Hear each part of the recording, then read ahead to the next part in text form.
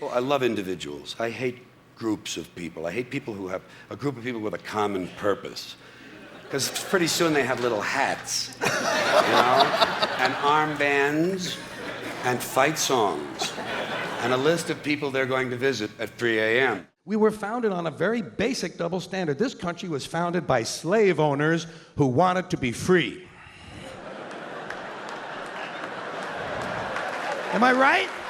A group of slave owners who wanted to be free. So they killed a lot of white English people in order to continue owning their black African people so they could wipe out the rest of the red Indian people and move west and steal the rest of the land from the brown Mexican people, giving them a place to take off and drop their nuclear weapons on the yellow Japanese people. You know what the motto? You know what the motto of this country ought to be? You give us a color, we'll wipe it out. You ever notice who it is? Stop to think of who it is we kill. It's always people who've told us to live together in harmony and try to love one another. Jesus, Gandhi, Lincoln, John Kennedy, Bobby Kennedy, Martin Luther King, Medgar Evers, Malcolm X, John Lennon. They all said, try to live together peacefully. Bam! Right in the fucking head.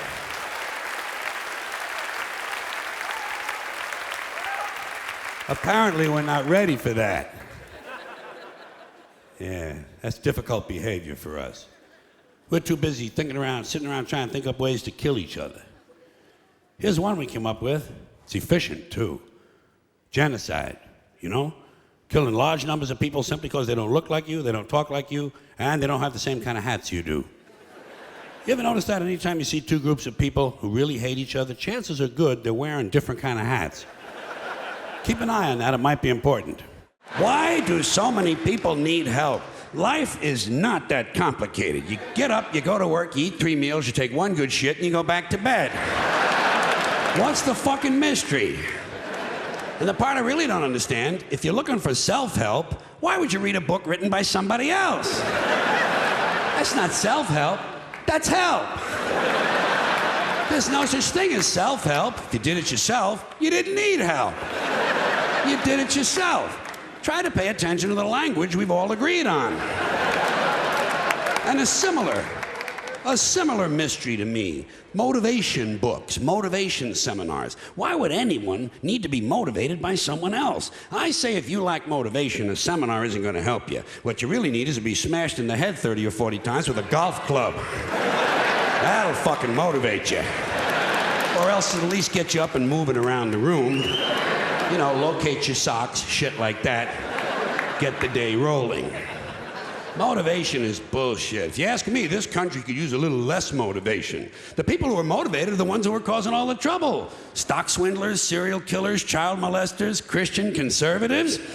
These people are highly motivated. Highly motivated. The FCC, the Federal Communications Commission, decided all by itself that radio and television were the only 2 parts of American life not protected by the free speech provisions of the First Amendment to the Constitution. I'd like to repeat that because it sounds vaguely important. The FCC, an appointed body, not elected, answerable only to the president, decided on its own that radio and television were the only 2 parts of American life not protected by the First Amendment to the Constitution. And why did they decide that?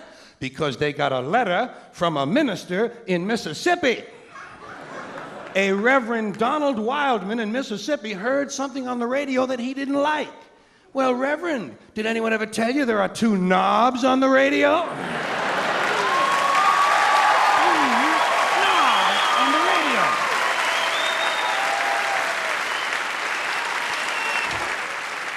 Of course, I'm sure the Reverend isn't that comfortable with anything that has 2 knobs on it.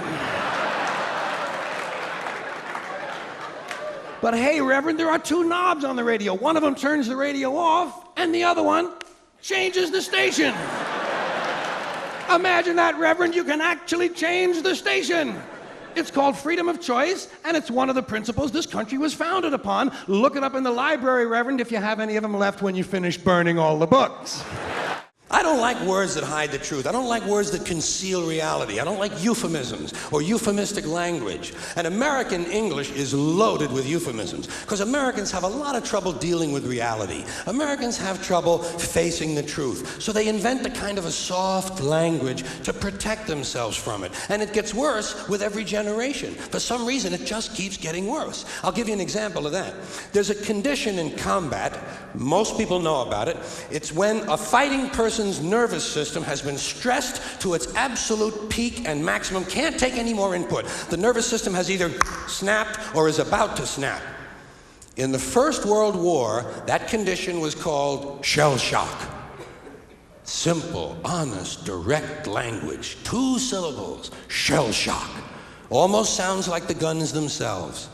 That was 70 years ago. Then a whole generation went by, and the Second World War came along, and the very same combat condition was called battle fatigue. 4 syllables now. Takes a little longer to say. Doesn't seem to hurt as much. Fatigue is a nicer word than shock. Shell shock. Battle fatigue. Then we had the war in Korea, 1950. Madison Avenue was riding high by that time, and the very same combat condition was called operational exhaustion. Hey, we're up to 8 syllables now. And the humanity has been squeezed completely out of the phrase. It's totally sterile now. Operational exhaustion. Sounds like something that might happen to your car. Then, of course, came the war in Vietnam, which has only been over for about 16 or 17 years. And thanks to the lies and deceit surrounding that war, I guess it's no surprise that the very same condition was called post-traumatic stress disorder. Still 8 syllables, but we've added a hyphen. And the pain is completely buried under jargon. Post-traumatic stress disorder. I'll bet you if we'd have still been calling it shell shock, some of those Vietnam veterans might have gotten the attention they needed at the time. I'll bet you that. I'll bet you that. Smug, greedy, well-fed white people have invented a language to conceal their sins. It's as simple as that. The CIA doesn't kill anybody anymore. They neutralize people. Or they depopulate the area. The government doesn't lie. It engages in disinformation. The Pentagon actually measures nuclear radiation in something they call sunshine units. Israeli murderers are called commandos. Arab commandos are called terrorists. Contra killers are called freedom fighters. Well, if crime fighters fight crime and firefighters fight fire, what do freedom fighters fight?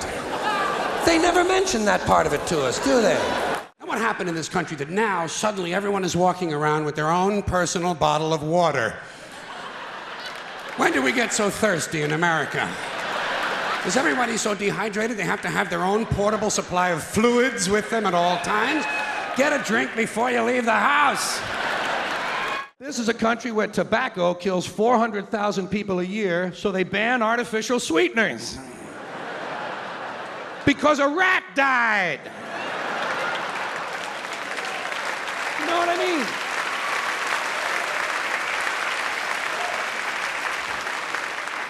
This is a place where gun store owners are given a list of stolen credit cards, but not a list of criminals and maniacs. And now they're thinking about banning toy guns, and they're gonna keep the fucking real ones!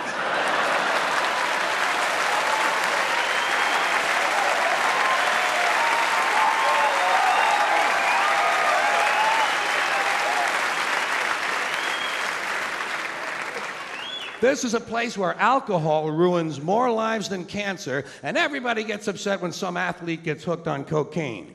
You know, Time Magazine and Newsweek, they put cocaine on the cover, but they put the liquor advertisements inside the magazine.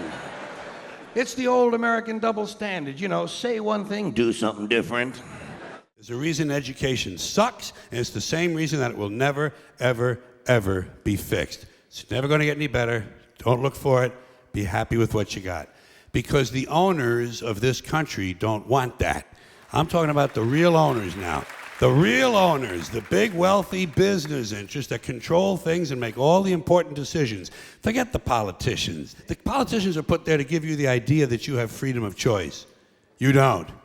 You have no choice. You have owners. They own you. They own everything. They own all the important land. They own and control the corporations. They've long since bought and paid for the Senate, the Congress, the state houses, the city halls. They got the judges in their back pockets. And they own all the big media companies, so they control just about all of the news and information you get to hear. They got you by the balls.